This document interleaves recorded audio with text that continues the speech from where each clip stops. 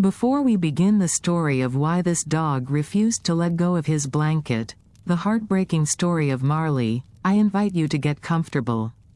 Let the world fade for a while. If you find yourself drawn into these quiet tales, feel free to like and subscribe. It helps more stories find their way to the firelight. Now, let's begin. It started with a blanket. Not just any blanket, no, this one was tattered at the edges, threadbare in the center, and faded from once rich sky blue to the color of forgetting. It carried the kind of weight only memory could weave into fabric. And in its folds, something lingered. Not scent, exactly, though it held that too, but something quieter, something like longing. He came with it, the dog, no name on his tag. No tag at all, in fact. Just a cardboard box on the shelter's front step, sealed carefully with tape, and inside, one small, trembling body, curled like a comma in a sentence no one had written. His fur was honey-colored, though dulled by dust. His ribs didn't quite show, but they threatened to. His eyes, though, his eyes gave everyone pause. Old eyes, watching eyes. Eyes that had lived in houses, seen fireplaces flicker, heard stories told softly at night. Eyes of someone who had once been called something that meant everything, and then, not at all. A volunteer lifted him gently from the box, but the dog wouldn't leave the blanket. Sunk his teeth into one corner and dragged it out with him. A whole backward tether, and when they tried to separate the two, even just to shake the dust from the fleece, the dog resisted. Not with teeth, with sound, a low, rising whine. The kind that didn't say, angry, so much as, don't. Don't take this. Don't make me remember without it. He wouldn't eat, wouldn't sleep, unless wrapped in it. Wouldn't drink unless they set the bowl on top of it. What's with the blanket? Someone asked. And no one knew. Some dogs cling to toys, to people, to smells. But this wasn't clinging, not really. It was reverence. The blanket wasn't protection. It was proof. And he guarded it with his silence. The staff tried names. They always do. Max, Murph, Alfie. Nothing stuck. Each rolled off like water. As if he'd already heard the name he was meant to keep, and no other would do. So he became the dog with the blanket. Some called him Ghost. Some, Blanket Boy. Others lowered their voices and called him Watching Dog, never barking, just watching. But none of it felt like his real name. That name hovered in the past, folded deep in fleece, tucked like a forgotten note in the hem of the blanket itself. And then someone noticed the embroidery.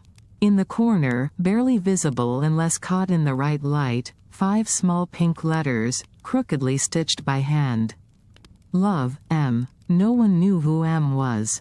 Not yet. But love. That was clear. So they let him keep the blanket.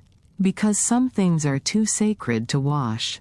It was the kind of cold October morning where breath hung in the air like questions, unanswered and waiting.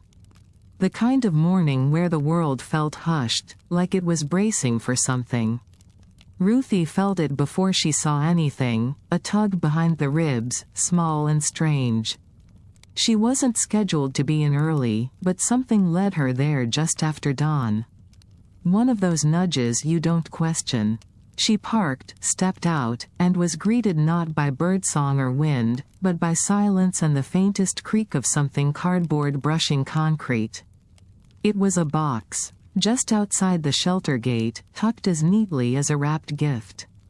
One corner was slightly indented, like something heavy inside had shifted during the night.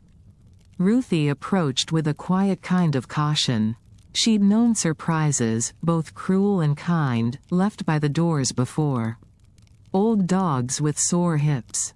Kittens in baskets. Even once, a rabbit in a shoebox. She knew better than to assume. But as she knelt and peeled back the flaps, the breath caught in her throat. Inside, a dog. Rather small, medium if you stretched the word. Honey-colored fur, smudged with street dust and something older, grief, maybe. His body was curled tightly into itself like a seashell, and beneath him, a blanket. Light blue. Faded. Loved. It wasn't the dog's eyes that stopped her, though they were a storm of stories.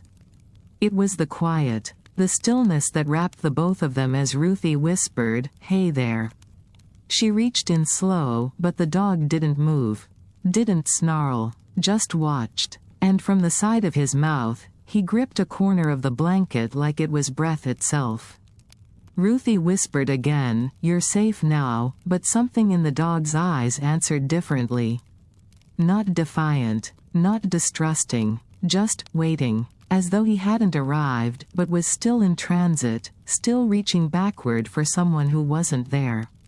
She lifted the box carefully, took him inside without separating the two. Volunteers gathered, unsure whether to be heartbroken or quiet. The silence around him asked for both. They prepared a kennel with fleeces and toys, but the dog would not settle unless they gave him the same blanket. The moment it was laid down, he crossed slowly, stepped on with ritual, and sank into the center of it, curling again. Never looking at anyone, only the door. That first day, no one could get close enough to pet him. He didn't snarl, didn't retreat. He simply stared past them, as though everyone was interrupting a memory. Signs went up quickly. Do not touch the blanket. Do not attempt to remove it. For reasons no one could name, it felt vital. Like a page in a book you're not meant to tear, or a photograph too sacred to place in a frame. They tried names. Milo, Jasper, Teddy. He didn't react. If names were keys to hearts, his door was already locked from the inside. So the staff, kind, weary, kind again, started calling him what they could. The blanket dog. The silent pup. Sometimes just him. And yet, he didn't seem lonely. He seemed committed, like his being there had nothing to do with anyone around him. As though he hadn't come to be rescued. As though he was waiting to be found. There wasn't a single bark that first week. Not even when other dogs barked wildly as adopters walked by. He'd watch sometimes, but never with expectation. Only recognition, like hearing a song you once knew the words to but now couldn't quite sing. Ruthie visited his kennel quietly each morning. Left chicken broth. A soft word. Once, without meaning to, she whispered, "Who are you waiting for?" And in return, for the first time, he blinked slowly. As though answering, not in noise, or action, or tail wag, but in the quietest kind of yes. She never asked again. They didn't mean any harm. That first day, someone tried to take the blanket just to wash it, kind hands, practical logics. The fleece was dirt-stained and tinged with the smell of alleys and age, a relic in need of soap. But the moment the corner lifted from beneath his paw, the dog's reaction was immediate and wordless. A low growl, not sharp, not savage, but warning. A sound stained with grief far more than anger. Volunteers paused, held their breath. One leaned closer with treats, coaxing, speaking softly.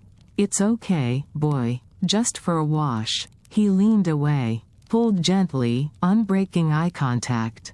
The blanket came back with him, sliding from careful fingers like silk retreating. That moment set a rule, unspoken but fiercely understood: the blanket stays. They placed food beside his bed. He didn't touch it, moved the bowl to the fabric's edge.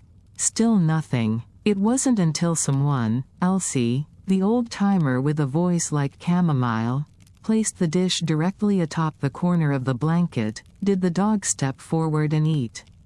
Slowly, silently, still within touch of the one thing he trusted. At night, as the kennel lights dimmed, the cameras would catch him dragging it with careful teeth to wherever he planned to rest. Sometimes coiled in the far corner, sometimes curled in the center. But always with the blue cloth beneath him, his only certainty. With time, volunteers tried offering substitutes. A plush bed, a new fleece, toys. One even brought in a blanket of her own, soft and plush with warmth. At first, he sniffed at it. Then turned away. No rejection, just irrelevance. It wasn't warmth he clung to, it was history. More names followed. Max, said a little boy through the bars. The dog blinked once. Alfie, from a woman with a bubbling laugh. Still nothing. Teddy, offered someone else. His ears flicked back, but never toward. No name stuck. Call him what you want, the staff began saying, but he already has one tucked somewhere we can't reach. And so, he was known by what defined him, not who. Blanket boy, the quiet one. Some whispered simply, dog, with the hush of reverence usually reserved for ghosts or saints. Though surrounded by noise, barking, laughter, cleaning carts rolling by, he made none. Only moved when necessary, only reacted when the fabric was touched. Volunteers began to wonder if the blanket was more than possession. Was it company? A lifeline strung through soft fibers? It was Ruthie who noticed it first. He watches it when he's not lying on it, she said one morning. Like he's afraid it'll leave. Because to him, perhaps, everything else already had. Then came the writing. Someone adjusting the bedding noticed a corner curling upward, and in the shifting light, 5 stitched letters revealed themselves. Faded pink. Crookedly sewn. Fragile but undeniable. Love, M. No one knew who M was. A child's hand? A grandmother's final stitch? Someone trying to be remembered? But love, that part wasn't hard to understand. Because the dog wouldn't chase balls. Wouldn't chew bones. Wouldn't bark at strangers. But he would, without fail, tuck himself into the middle of that soft blue world as if it were sacred soil. And maybe it was. Maybe it was the last place he remembered being somebody's whole world. So they let him keep it. They didn't notice at first how his eyes twitched when someone passed his kennel humming. Or how, sometimes, he'd lift his nose after a gust of wind from the hallway stirred the blanket's edge. Not enough to call it movement. Just enough to feel like memory brushing skin. It was Elsie again, the volunteer with the quiet touch, who noticed the stitch. She'd been tidying the corners of his space, taking care not to displace a single fold, when her eye caught something. A thread, not frayed, but faded, like it had been pink once. Leaning toward dusk now, 5 letters, sewn with the hesitance of a hand that didn't make a habit of sewing. Love, M. They studied it under better light later. The L, looped just a little deeper than standard. The M, trembling at the top, as though the thread had bent under the weight of feeling. Not machine sewn, not manufactured, touched and tied by someone's own fingers. Someone who loved enough to label their goodbye. There weren't many records. Shelters inherit ghosts, but rarely their stories. Still, Ruthie tried. Old filing cabinets. Storage bins filled with yellowing adoption pages, intake forms, scribbled notes in the margins. Nothing matched the dog's appearance or arrival, not exactly. But that corner of stitching sent rumors through the air like pollen. I think he belonged to an old woman, one staffer said. You know, someone who only had him and no one else. No. A child, another countered. The blanket feels like a kid's. Look at the stitches. No kid sews tidy. He guards it like it holds a voice, Elsie added, softer. And that was the thing. None of them were wrong. Theories layered, and none could be proven, but all of them felt true. Because the way the dog held himself, so still, so reverent, it was more than comfort. It was preservation. Maybe that blanket had been draped over couch cushions the dog wasn't allowed on. Maybe it lined the backseat of an old sedan where he rode with windows halfway open, nose tilted toward sunlight. Maybe it had once caught teardrops. or laughter, or the dust of a life slowly, lovingly shared. He treated it not like fabric, but like a moment. Like the last breath of something that mattered. Once, someone asked Ruthie why they hadn't just replaced it. "There are better ones," they said. "Cleaner. Newer." Ruthie just tilted her head. "And there are better memories," she replied. "But we don't trade those in either." Time passed slowly around the blanket.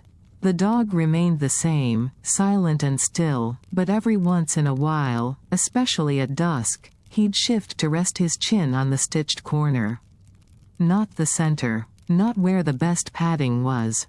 Only there. Where the thread whispered with every breath, "Love, M."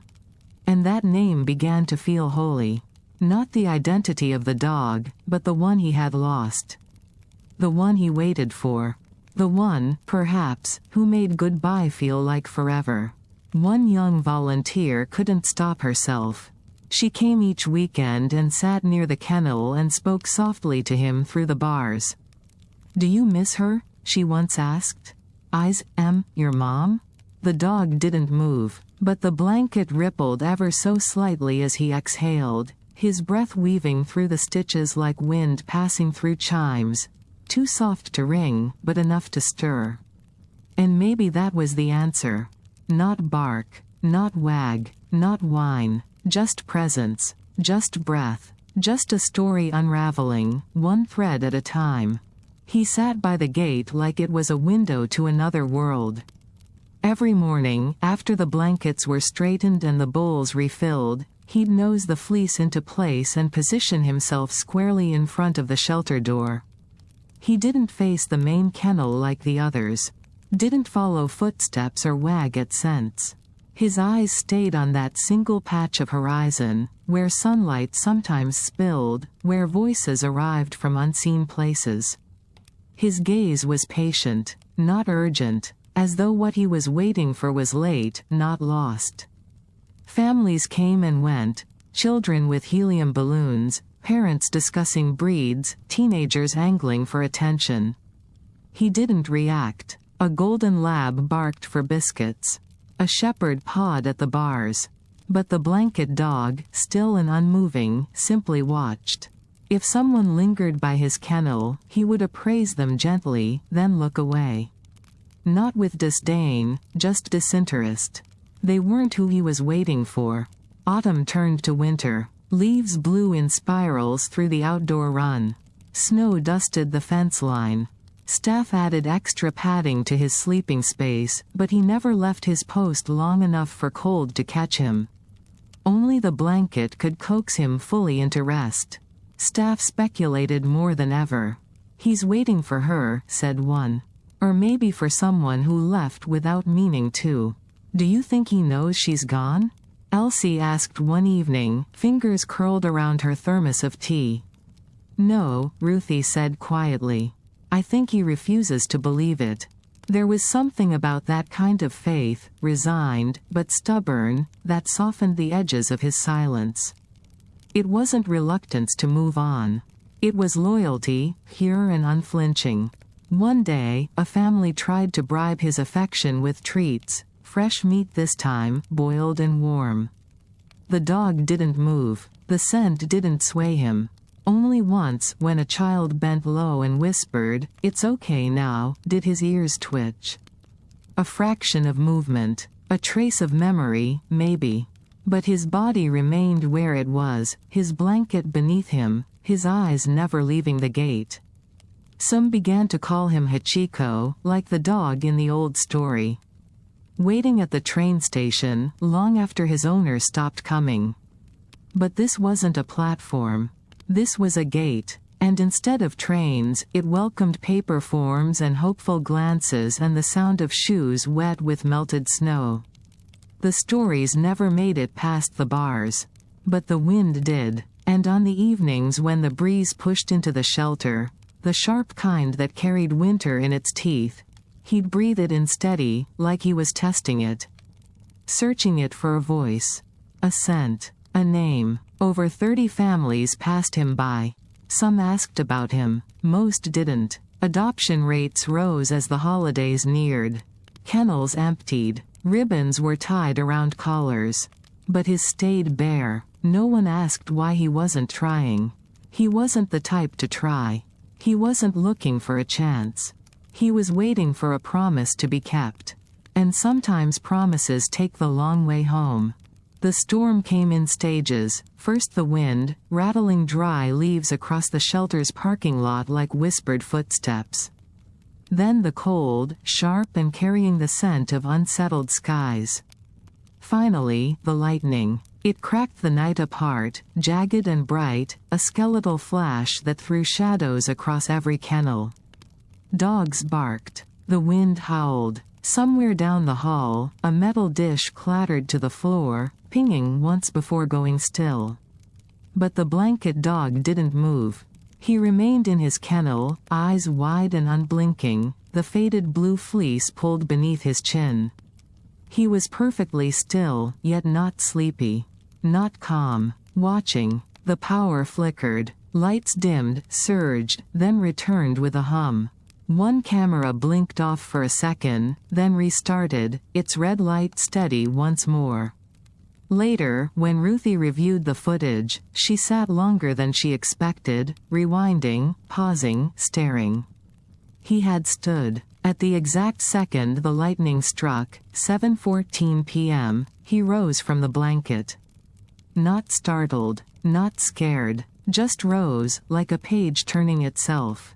And he positioned himself directly in front of his kennel gate, head high, ears loose, tail still. And he looked at the door. Not at the flickering lights. Not at the thunder rolling in around him. He wasn't reacting, he was stepping into place. Like he had just heard a cue. Ruthie sat in the glow of the monitor long after the rest of the video played. She scrubbed back to the moment again. Forward, back, always the same, lightning, stillness, the slow pivot toward the door. She whispered, almost without sound, "Who are you expecting?" She didn't mention the footage to the new volunteers, only to Elsie, who sat with her the next day over coffee. She played it again. The same motion. The same hush. And after a silence, Ruthie said, "That's not the first time he's done it." Elsie turned from the screen. "Storm nights?" Ruthie nodded. They started paying more attention. Checking the logs. Pulling old tapes from the archive. Patterns stood out like constellations. Every big storm, he'd rise. Not every time lightning struck, but always sometime during. A single stand. Always facing the door. The other dogs barked and spun and whined through storms, but not him. He only stood when thunder turned the world to echo. One night, Elsie stayed late. Volunteers had gone, kennels were quiet, snow rattled against the roof like old bones. She pulled up a chair in the hallway and waited, a notebook on her lap. At 8:39, lightning forked again. She stood quickly, heart tapping harder. She walked quietly to his kennel. And there he was. Eyes on the door, the blanket just behind him. Standing, not alert, not excited. Just, present. Ready. She whispered, "What are you hearing?" No sound came back. Not even a flick from his tail. But his ears, barely perceptible, tilted forward. Just enough to say, "There." Later, someone joked he was a weather prophet, a dog with barometric wisdom in his bones. But others fell quieter when storms loomed. Because each time he stood like that, it didn't feel like instinct. It felt like remembering, as though the thunder carried someone's voice from far away, and he was listening for the next word. Like loss leaves a sound. And Marley, though they didn't yet know to call him that, was still learning how to hear it. It was Christmas Eve, and the shelter glowed with soft yellow lights strung up by volunteers who couldn't bear to let the dogs spend the holiday unmarked. The air inside carried the scent of donated pine cleaner and cinnamon cookies someone left in the break room. The dogs barked less, as if even they understood the night meant something gentle. Elsie came in with her father, arriving quietly with a red scarf wrapped twice around her neck. She had only just turned 13. It was her first Christmas without her mother. She hadn't meant to come, but her father had gently asked if maybe they could volunteer together, do something kind with their sadness. She didn't speak much as they walked between the kennels. Just moved slowly, her eyes catching on the little things. How one dog bit nervously at a toy, how another paced like he'd forgotten how to rest. And then she saw him. The dog behind the glass who didn't bark. Who didn't flinch. Who held a worn blue blanket like a flag folded after ceremony. She knelt outside his kennel without a word. He didn't look at her at first. His head rested over the blanket, breath stirring the edge with each exhale. His body still as wax. But when she sat cross-legged on the floor and leaned in, something in him shifted. Not movement, not exactly, but presence, a notice. She whispered, "You look like you're waiting." Still no response. Yet she stayed. Her father circled back twice, called gently, "Else?" Each time, she waved him off without turning around. She didn't try to reach through the bars. Didn't tap the glass. She simply kept whispering things, to him, to herself. "I don't know where she went, really," she said once, voice barely above breath. "They said she's not gone, just moved on. But she didn't take me with her." A forever kind of silence followed. "I think you miss someone too." And then, he moved. Slow, careful, like stepping into water for the first time. He stood, the blanket held gently in his teeth, and padded toward the front of the kennel. The volunteers watched from a distance, uncertain whether to intervene. But none did. He reached the bars, stopped just close enough that his breath fogged the glass between them. And then, deliberately, he lay down. The blanket still in his mouth, spread out halfway toward her. She leaned her forehead to the window. Whispered, "You can keep it. I won't take it." His tail didn't wag, but his eyes met hers. And something passed between them. Unfinished words, unshed sorrow, shared knowing, the kind of quiet only those who've lost the same thing understand. She stayed for hours. When closing time came, and the other dogs barked their protests and goodbyes, he remained silent. But when she stood to leave, he placed his paw gently on the blanket's edge, then slid it closer to the bars. As if offering her a thread.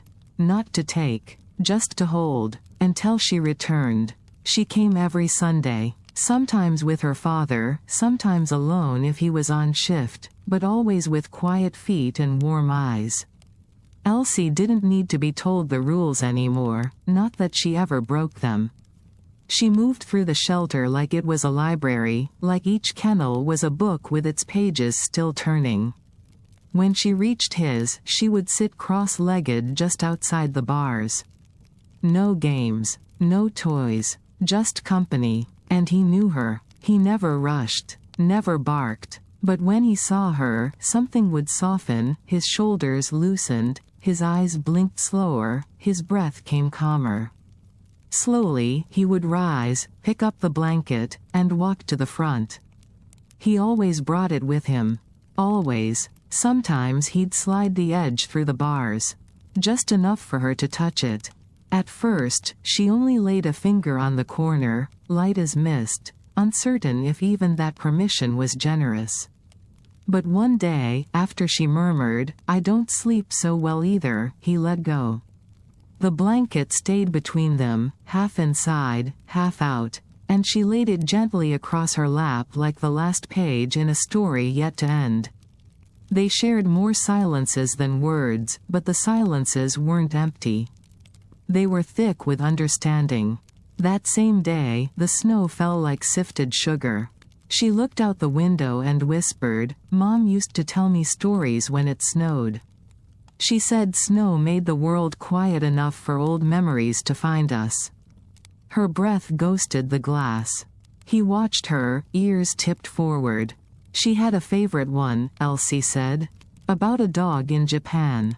He waited at the station for his owner every day. Even when the man was gone. Years and years, he kept waiting. She stroked the blanket's edge with both hands. Gentle, like tuning a string she didn't want to snap. No one believed the man would ever come. But the dog did. She didn't need to ask if he understood. Because he moved forward just enough to rest his nose against the bar. Just once. Then pulled the blanket back softly, one loop of fleece at a time, gathering it close again. Not possessive, just protective. A thread rewound. Every week, they performed the ritual. She'd bring her stories, her whispers, sometimes her drawings, folded into tiny squares. Once, she left a paper crane behind, blue and creased. When she returned the next Sunday, she found it curled gently in the seam of the blanket. He had not chewed it. Had not moved it far. Just kept it beside him, like something that mattered. She never gave him a name. He still had none, not one he would answer to. The staff had stopped trying. But she looked at him once, knees drawn to her chest, chin resting there, and said softly, "You don't feel like a stray." He blinked once at that. Long and slow. "You feel like a story that got interrupted." And still, he only looked. Watching, listening. But that day, when she stood to leave, he stepped closer than before. His nose brushed the open space near the lock. Then, with careful breath, he pushed the blanket until a corner slipped beneath the bars again. A gesture, a promise, that this, whatever had begun here, was not over. Weeks passed quietly. By then, the dog, still without a name, still with his blanket, had become part of the shelter's rhythm. Staff folded him into conversation like weather. "Is he eating today?" He moved his blanket again. "Elsie's coming later." He always perks a bit when she does. And still, no one knew exactly where he came from. Until the intern found the file. Her name was Jonah, college senior, organizing old archives over winter break for credit and clearing cobwebs. She hadn't expected anything meaningful, just dusty folders and intake logs so old the ink had begun to fade. But then she found it. Midway through a box labeled inactive, folder edges soft with time, a name caught her eye. Not his name, a number. She double-checked. The intake number matched the microchip they'd logged when he arrived, the one that had never returned any results on the National Registry. But here it was, written by hand in neat block print. And next to it, name, Marley, owner, Margaret Silvers, status, deceased. Jonah brought the file to Ruthie, who read it once, then twice. Her eyes paused where the record ended, just 3 months prior to when the dog arrived at the gate in the box. Marley, his real name. She whispered it once outside the kennel that morning. Marley? He didn't flinch. Didn't look. Not then. But Elsie came that afternoon, and when she settled beside the bars as she always did, Ruthie crouched beside her. She opened the file on her lap and unfolded a separate image, a photocopy of a handwritten shelter inquiry form. At the bottom was a signature. Margaret Silvers. The M swooped gently, the top of it trembling ever so slightly. "Look," Ruthie said, passing Elsie a magnifying glass. On the blanket, stitched with faded thread in the corner, the 5 letters still clung, even softer now, fraying into time. Love, M. Elsie held the paper in one hand and the edge of the blanket in the other. Her fingers trembled. "She made it for him," she said. "When he was little." No one had said it aloud yet. But in the air, it was understood. The timeline, the name, the signature, the return to a place familiar, after something unspeakable was lost. Margaret had died. Somehow, soon after, or just before, Marley had been left on the shelter steps. Alone, but not empty. He carried something back with him. Not just the blanket. Her. And though her heart had stilled, some part of her had stitched itself into the fabric he refused to leave. Elsie looked up, blinking against tears. He didn't forget. No, Ruthie said. He remembered so hard, he became the memory. They tried again later. This time, gently. Marley, Elsie whispered. And for the first time since that snowy morning when he arrived, he raised his head quickly. Not with fear, not confusion, recognition. It was subtle, just a shift, a breath. But his body leaned toward the sound in a way that said, yes. Me. Elsie smiled. There you are. The name wasn't just a detail, it was truth uncovered. A thread in the story finally pulled free. And though he did not bark or rush or wag, Marley placed his paw gently over the corner of his treasure. His eyes found hers, and in them, no mystery remained. Only a love folded into letters. And a boy beneath a blanket, no longer nameless. They weren't looking for it. The letter came almost by accident, folded in half and tucked inside an envelope without a stamp, buried in a box of old knitting needles and faded holiday cards. It was Margaret's cousin, Dana, who found it. She'd inherited the house, or what was left after the estate sale, and was cleaning out the attic 3 years after Margaret's passing. The box was soft with dust. One side caved in. She almost threw it out untouched. But something in her hand paused when she pulled the envelope free. It was addressed in a steady scrawl. To whomever finds my Marley. That was all. No name, no return address, no postmark. Just faded ink, sealed and quiet. She opened it. The letter inside was written on plain white paper, the kind you tear from the back of a notebook. The handwriting was simple, effortful. A few words were crossed out. One water stain blurred the corner. I don't know who will be reading this, it said. Maybe someone who cares. Maybe no one. Maybe just someone kind enough to look. I had to leave my home. The doctors say this time, I won't be coming back to it. And that's okay, I've made peace as best I can. I've had a good life. Quiet, full of books and tea and Marley. He's my boy. I got him when I was 60. I didn't think I'd fall in love like that again, not after Harold. But he came to me small and golden, shaking in a storm. I wrapped him in fleece I had meant for quilting, stitched his name in the corner, set him on my lap. He never left. We've had 12 Christmases together. When I was too tired to walk, he waited on the porch like a sentinel. When I was strong, we strolled side by side through the garden. He never needed words, just my hands, my breath, my quiet. But I can't take him. They said no pets. They said I'd be too weak. They said to find another place for him, but where do you send your soul when you must leave it behind? So I packed what I could.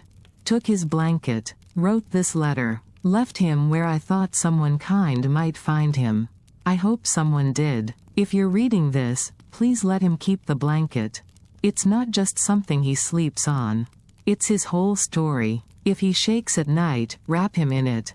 If he refuses to eat, pour the broth on the fabric first. If he looks at the door as though waiting, he is. Tell him I didn't forget. I just couldn't bring him. I told him that morning, between strokes of his ears, "You are my very last goodbye.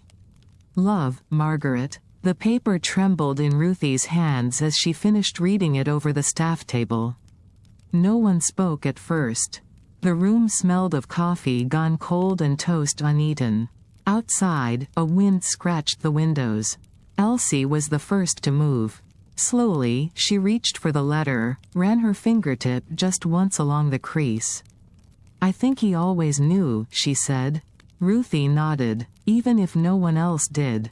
They made a copy for the shelter's file. Framed the original beside the list of animals adopted that year. Hung it near his kennel, not within reach, just in sight.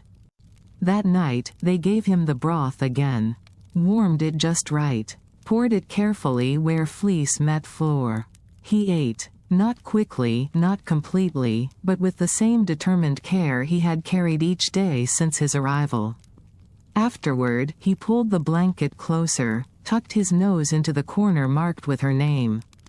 The letter remained quiet beneath glass, like the final line of a book you never wanted to end. But to Marley, something sacred had shifted.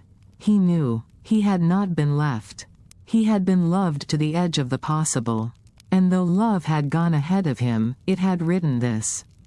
I'm still with you. In each thread, in each fold, in each breath. Marley stayed. Through the thaw of spring and the long stretch of summer, through the laughter of visiting children and the cries of new arrivals, through quiet mornings and echoing evenings, he stayed. He was older now, not just in years but in the way time settles into bones.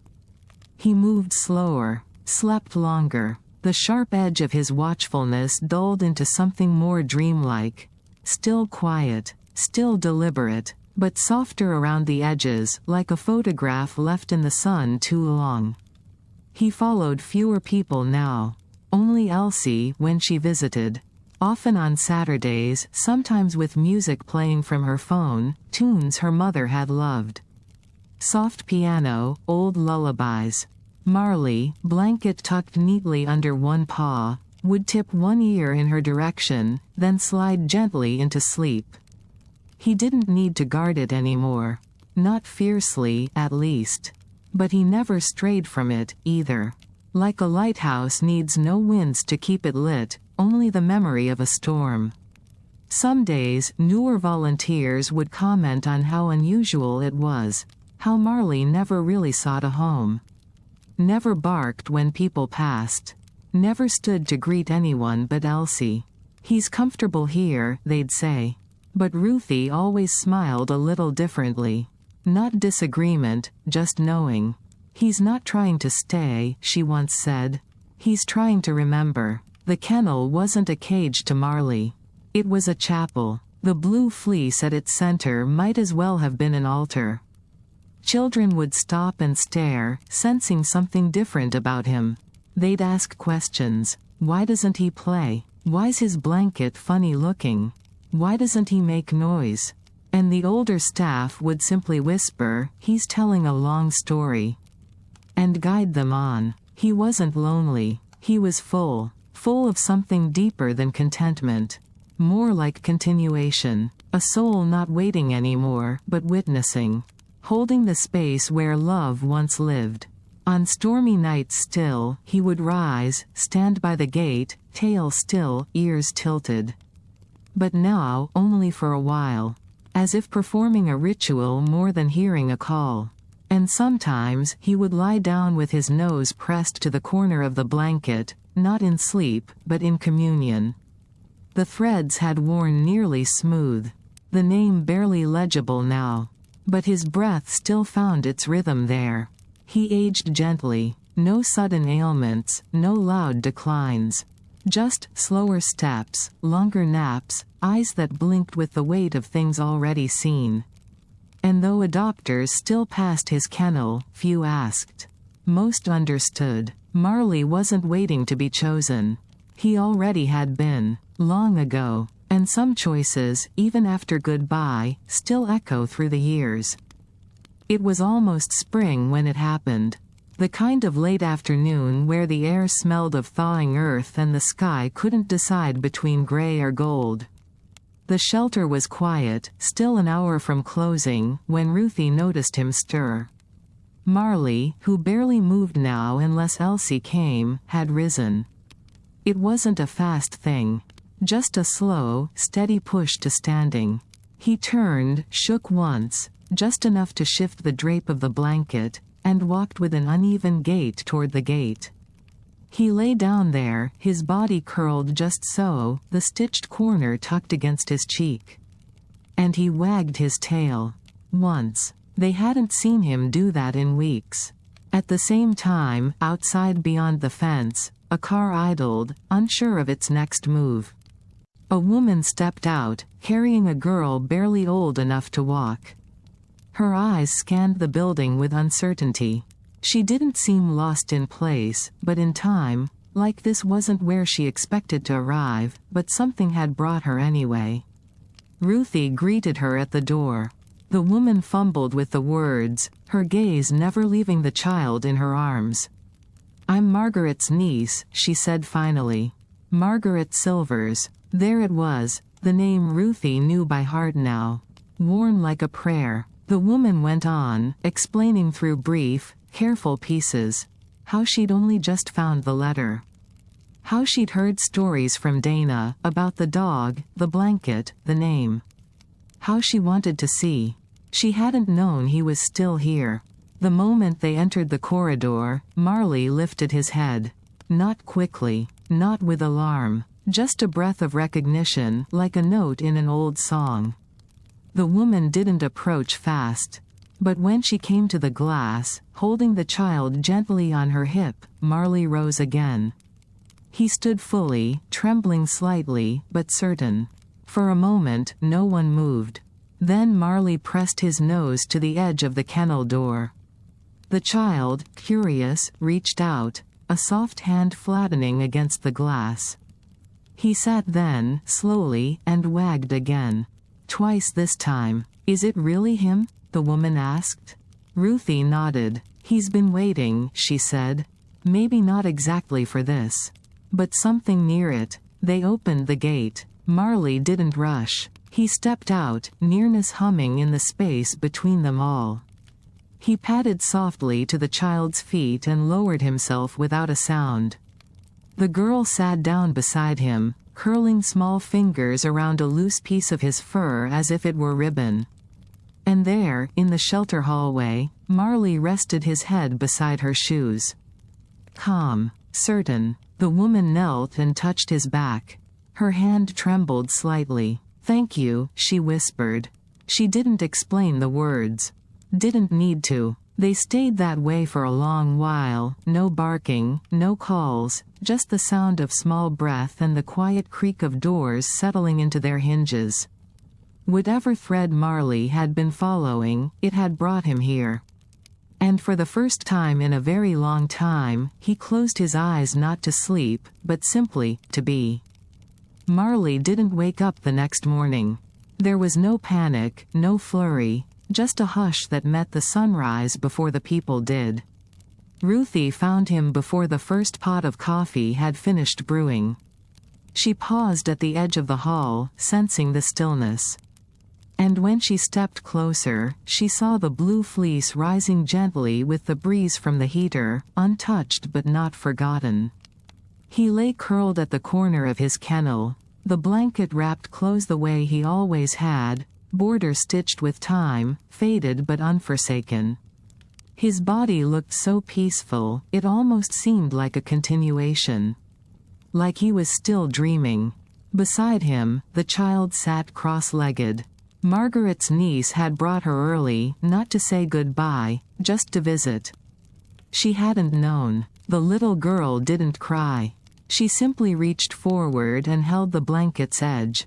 Not tugging, not clinging, just holding, as if understanding, somehow, that something precious was happening in the quiet. And Marley looked content. His breath had left sometime before dawn, folded quietly into the cloth he'd carried since forever. But the shape of him remained. The piece of him. The staff came slowly, one by one. Elsie arrived without being called. As soon as she entered the room, she knew. She knelt, her eyes soft but dry, and pressed her palm to the blanket. "You waited," she said. And she came. The child looked at her then, tilting her head. "He go sleep?" Elsie nodded. He did. The blanket, though frayed and thin, hadn't unraveled. Not where it counted. It held his shape, the way firewood holds warmth even after flame. Later that day, Margaret's niece brought in something small, folded carefully beneath her coat. A new blanket. Sky blue, softer than the original, not yet heavy with history, but stitched at the corner in small, uneven letters, crayon-colored and a little askew. "Love, E." Elsie smiled when she saw it.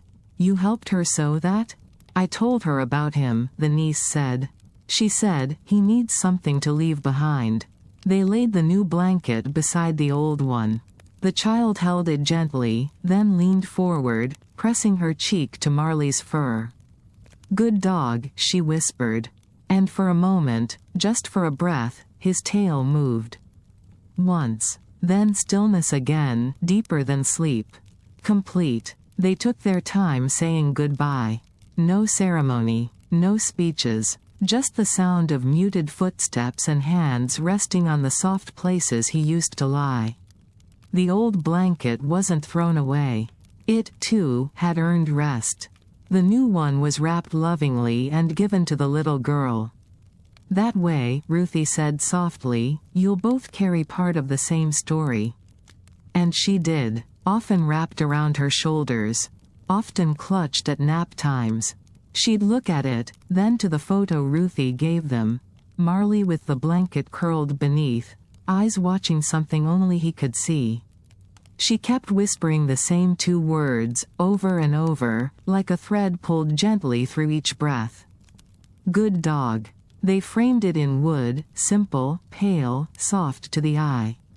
The blanket, now too fragile to fold, was pressed behind glass and mounted just inside the shelter's welcome room. Visitors would pause sometimes, but few knew.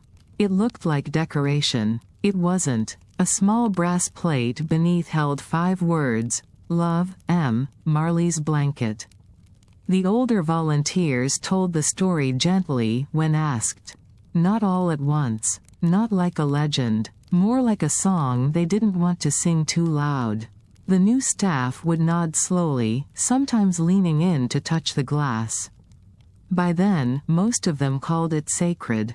Marley's kennel stayed empty for weeks. Ruthie kept the space open longer than protocol usually allowed. When someone finally asked why, she said only, "Some lives leave echoes." You don't rush the quiet after that. Eventually, the space became part of the normal flow again. Dogs came in. Dogs went home. Still, something lingered, especially on stormy nights. The cameras, those quiet, blinking eyes, caught odd things now and then. A sudden flicker. Glitches only in that hallway. Movement with no source. Always near the gate. "You think it's him?" someone asked once, half smiling. Elsie, older now, visiting less but never far, only said, "Maybe it's memory." Because some dogs came in and stared, just like he had. Not many. Just a few. But enough to notice. They'd rest near the gate longer. They'd press their noses to the bars, not barking, not whining. Just waiting. Watching. Some even chose one blanket and refused the rest. "I think Marley taught them," said Ruthie one day, when another dog curled slowly into a donated fleece and blinked at the door without sound. "Taught them what?" Elsie asked. "That it's okay," Ruthie said. "To hold on to something while you wait." In time, the shelter started telling the story on purpose. Not loud, not public, but to those who asked, to children who lingered by the plaque, to anyone who looked through the glass and felt something. They told them about Marley. About the blanket that outlasted a goodbye. About the storm nights, the stitched letters, the girl who waited beside him, week after week, offering silence like a hand. And often, on quiet days when the sky hung heavy with memory, they found themselves whispering his name. Just once. Like a prayer they didn't expect to be answered. Sometimes, late evening shadows passed strangely across the wall where the blanket hung. A flash, a flicker. Nothing more. And sometimes, when a new dog settled down for its first, uncertain night, volunteers would spot it shifting a blanket with care. Turning in slow circles before lying down. Adjusting fabric like something that mattered. It wasn't superstition. It was presence. Love, still echoing, not in barks or bells or wailing winds, just in fabric, and stillness, and waiting. And in the knowledge that not everything gets left behind. Some things stay. Some things teach. Some things thread through silence like stars through night. And though he was gone, part of Marley never left. Sometimes, children ask, standing by the plaque, fingers pressed to the glass, eyes tracing the 5 faded letters, love, M. They whisper the same question that has lived in every corner of the shelter since the beginning. Why didn't he ever let go of the blanket? Staff smile carefully. Some bend down to meet them eye to eye. Some place a hand on their shoulder. But most of them never answer directly. Because how do you explain grief in a language a child can carry? How do you explain that some hearts remember in muscle, in scent, in silence? So instead, they say things like, because it was special, because someone loved him, because it reminded him of home. But the truth is quieter. We don't hold on to things because they are blankets. We hold on to them because they once held us. Because inside a piece of fleece, sewn imperfectly with love, was the echo of a hand that once stroked fur slowly in the dark. Because every fold still carried the hush of a voice saying, "You're a good boy." Because there are goodbyes you never say with your mouth, only with your hands, your breath, the way you refuse to forget. And so, when Marley pressed his paw to that corner night after night, he wasn't being stubborn. He was being faithful. Faithful to the woman who called him her last goodbye. Faithful to the love wrapped into every thread. Faithful to memory, not as a chain, but as a vow. Some people say that dogs don't understand time. That they live in the moment, that they forget what you said yesterday if you don't say it the same way today.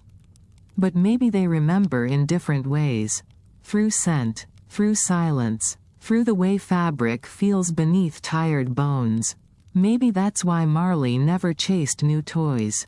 Never rushed to arms reaching through the bars. As if to say, I don't need new. I just need to remember. And still, when the wind brushes the door just so, when the lights flicker in storm-dark corridors, it's easy to believe he's not far.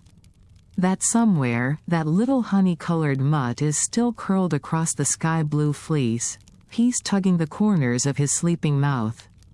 That some loves, stitched with trembled hands, soaked in memories, never unravel. And maybe, just maybe, that's why we all hold on to something. A smell, a story, a stuffed toy that no longer chirps. A thread, even if we don't know why. Even if the world says to move on. Because somewhere in the quiet, every soul is waiting to be remembered. And if you listen, really listen, you might still hear her whisper, soft as dusk beneath the fur of forever. You were my very last goodbye. Forever, my Marley. Years later, long after Marley's blanket had become more story than fabric, people still spoke of him, not daily, not loudly, but in the quiet ways memory likes to travel. Words passed between volunteers during slow mornings. Visitors lingered longer in front of the framed cloth, fingers almost brushing the glass. His name, never forgotten, became less a label and more a hush, something too sacred to say out of turn. Some of the older staff still swore they could feel him certain nights. Like the evening an old shepherd mix, newly surrendered, refused to step into her kennel until a volunteer laid down an old piece of blue fleece. No one knew why they'd chosen that color. It just felt right. The dog stepped in immediately, curled tight, nose pressed to the fabric like it whispered her name. That was the first time they thought to sew a corner with little initials, for you. They didn't know who you was, exactly. It just seemed like the kind of thing Marley would understand. And so things began to shift.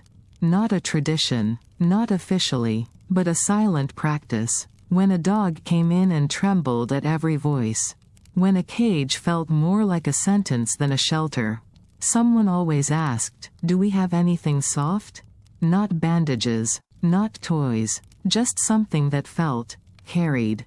Old donated blankets started to pile up. At first in closets. Then sorted, repaired, pressed flat. A woman named Diane ironed folded corners and stitched small messages into each one. Sometimes just a heart. Sometimes the word, still. Once, simply, wait. They didn't advertise it, didn't mention it on tours or flyers. It became something unspoken, a thing you learned once you loved enough to notice. Some dogs shredded theirs right away. That was okay. Not every memory needs to be held. Some need to be torn through, cried out, shaken into pieces. No one scolded them, but others clung to scent, to fold, to that smallest of stitches. It turned out grief wasn't rare. And not just in the animals. One man surrendered his mother's spaniel after she passed. He couldn't keep her, but asked if she could stay with the blanket that had always sat on her chair. They folded it gently beneath the dog's body as she lay blinking, confused but not alone. That spaniel was adopted by a widowed woman with the same soft voice. That blanket went with them. That story went with it. Someone once left 3 fleece squares in a paper bag with no note. Just a single printed photo, an old dog in the sun, eyes closed against the breeze. Ruthie recognized him from 3 years ago. His name had been Birch. One of Marley's first neighbors. Marley makes people remember their own, Elsie said once, tugging a blanket into shape with quiet hands. He had become a thread that didn't stop at the edge of one fabric. He traveled, into colors new but familiar. Into hearts that hadn't known why they were waiting until something soft touched their skin and made them cry. Because the secret wasn't just him. It was what he made people brave enough to hold. Stories, grief, hope with its edges frayed. And now, when a child points through the glass and asks who stitched that blanket long ago, Ruthie smiles and says, someone who didn't want love to vanish. And when a dog curls on a quiet square of fleece, breathing faster than sleep but slower than fear, no one rushes them. Because remembering, it turns out, is its own kind of healing. Because Marley taught them, some blankets are heavy with goodbye. But they can still hold you, ever so gently, until hello finds you again. They say stories end, pages close, doors shut. Blankets are folded and placed somewhere quiet, where dust can gather but time cannot steal. But that's not true, is it?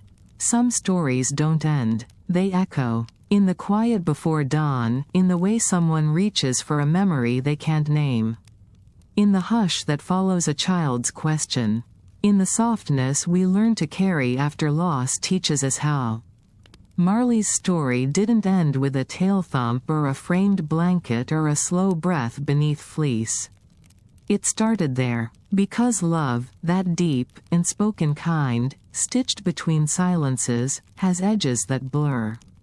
It seeps beneath doors and into hearts not yet broken. And in breaking, not everything falls. Some things stay. Years from now, someone new will walk through the shelter doors. Not looking for a story, just hoping to give something small a place to rest. They'll stop in front of the blanket, maybe. Read the brass plate. Not understand, not yet, but they'll ask. And someone will answer, softly. Maybe not about Marley. Maybe just about a dog who waited. A story told in looped threads and patient eyes. About a blue square of cloth and 5 quiet letters. They won't say it all. Just enough. And when that visitor leans closer to see, to listen, something in them will shift. A place folding inward will unfold. A place that hadn't known it was empty will fill. That's how stories live, not in returnings, but in the way we learn how to wait. Someone will fold a blanket tonight. Place it gently beneath a trembling pup. No fanfare, no thunder, just a quiet act that could be mistaken for routine if not for the care in their hands. Another thread added, and somewhere, the part we can't see, the not quite silence that hums beneath real love, a dog will rest, heart loud with memory, muscles soft with knowing. And maybe, for one last time, in a moment no bigger than breath. He'll wag his tail. Sometimes, at closing, the shelter falls into a hush deeper than routine. The last bowl clinks into the sink. The mop traces quiet spirals along tile. Someone flips the switch that dims the hallway lights, and for a few heartbeats, there is only the soft, shared breath of lives at rest. That's when the blanket speaks loudest. Not in words, not even in memory, but in the shape of what it left behind. Ruthie noticed it first in the newest arrival, a jet black terrier mix with ears too big for her face and paws that never quite stopped trembling. She was skittish, wary even around the gentlest voices. But that first night, when Ruthie laid a sky-blue square in the corner of her kennel, the dog paused.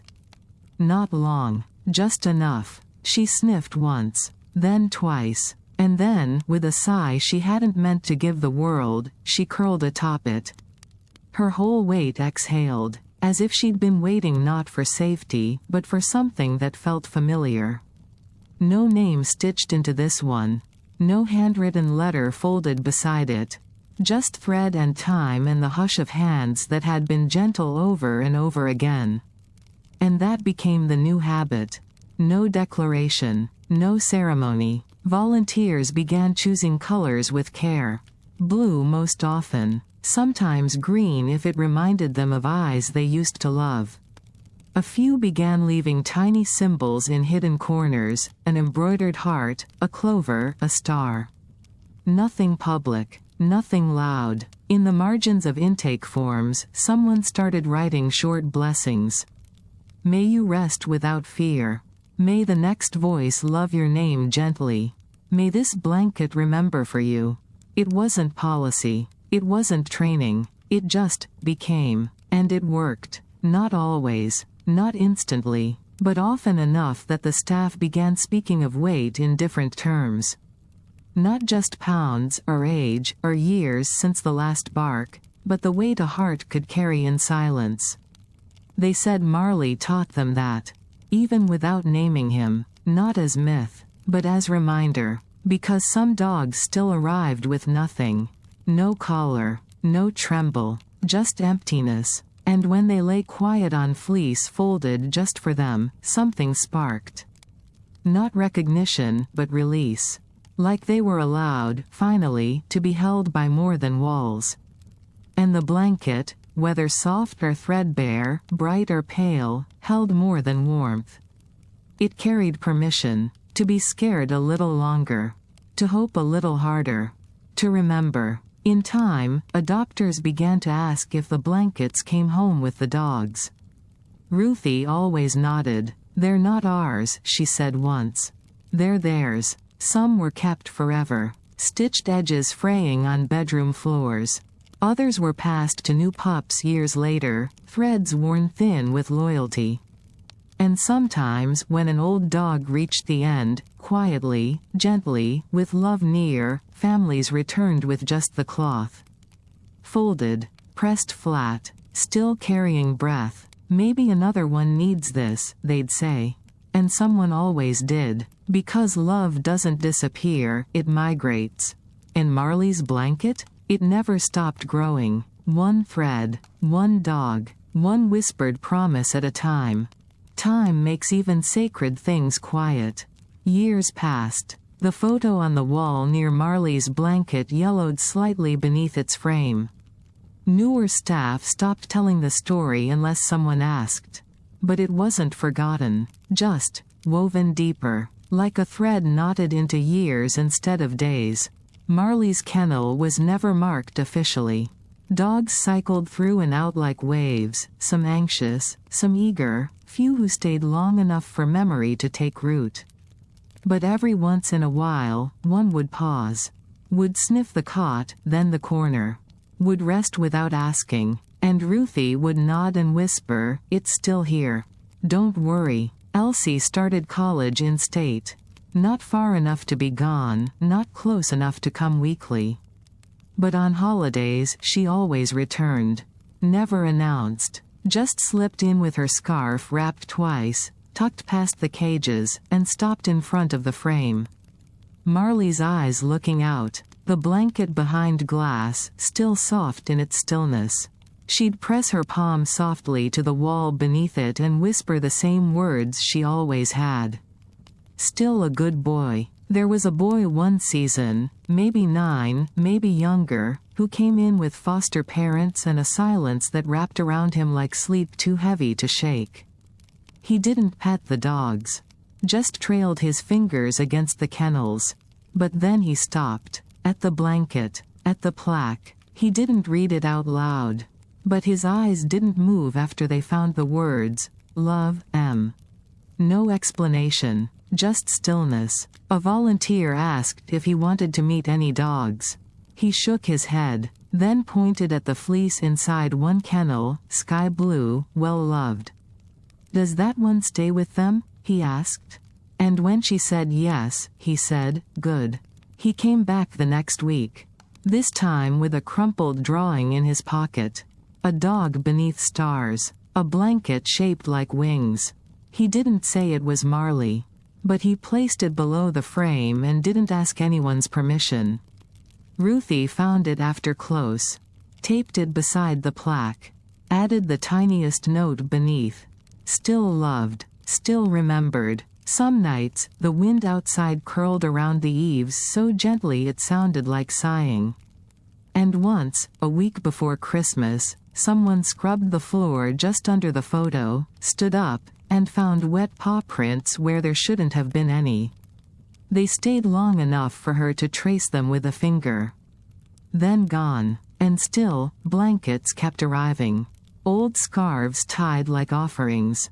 Squares clipped from coats passed down. One child brought a baby blanket from a sibling lost too soon. "For the dogs who miss someone," she said. "So they feel less alone." They stitched the child's name in one corner. "Let her choose the kennel. We'll leave it here," she whispered. "Until somebody needs it." And when a dog came that night, exhausted, nameless, not ready to belong, the blanket waited. As it always did. As it always will. A storm rolled in without warning. Not dramatic. Not one of those thunder howling, wind howling things. Just quiet rain, steady like a heartbeat. The kind that traces window panes and doesn't stop. The kind the old staff said always made the shelter breathe differently. Inside, it was mostly quiet. Most of the dogs were asleep. Some paced softly in their kennels, ears perked, unsure what the hush was about. But in the hallway, just past the door that creaked like it remembered old stories, there was a pause. One volunteer, newer, still learning the rhythm of the place, moved down the corridor with a bundle of blankets in her arms. Soft things, folded carefully, blue, some pale, some dark, all stitched now and again with a memory not hers. She liked placing them in empty kennels. She didn't know why. She stopped at the photo. The one near the front. A dog with eyes that didn't need words. A blanket that had outlived even its own threads. Her fingers brushed the brass plate. Love, M. She didn't know who M was. But she knew the silence that lived in animals like hymns. Behind her, an older volunteer gently stepped beside her. Didn't speak for a long time. Then, just above a whisper, "Tonight's the kind of night he used to stand." She turned. Stand for what? For someone he never forgot. Rain tapped steadily against the roof. Somewhere, a dog stirred in its sleep. Twitched once. Then settled. The younger volunteer looked down at the top blanket in her arms. Blue, all right. Not brand new. Not flawless. But something about it, she couldn't explain. She unfolded it and, without thinking, touched the edge to her cheek. Worn. Warm. We call it a Marley when a dog latches onto a blanket like it's oxygen, the older woman said with a smile. Didn't used to. But now, well, it's just what we call it. She nodded, not answering.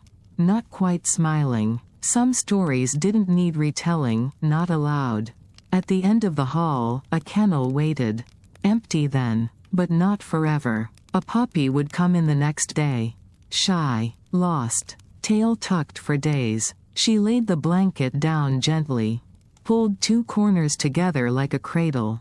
Just as the rain eased and the sky outside softened into the blue-gray that sits between bowing and promise. Before leaving, she looked once more at the photo.